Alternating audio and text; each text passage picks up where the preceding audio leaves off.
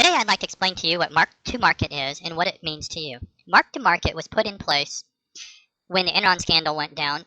Enron was kind of using the system to cook their books and make their company more viable than it actually was.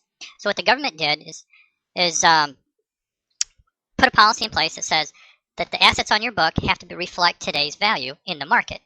Hence the name mark-to-market. So if the company was to give you a loan for a widget that costs $10,000, and tomorrow it's only worth $1,000, the companies had to mark that down on their books to $1,000. Although you had full intentions of paying the $10,000 back, and on their books it was worth $10,000, and they were going to get $10,000 in the end, they had to mark it down to $1,000 on their books.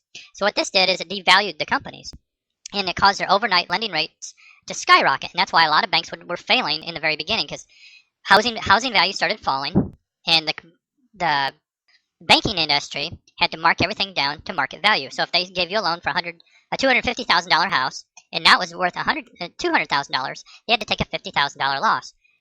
And then you say a $50,000 loss is not a lot, but when you multiply this by thousands of loans, it's a huge amount.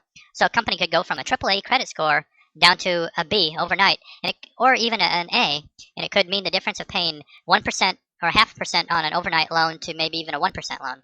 And when you're talking millions and millions of dollars. So that's mark to market.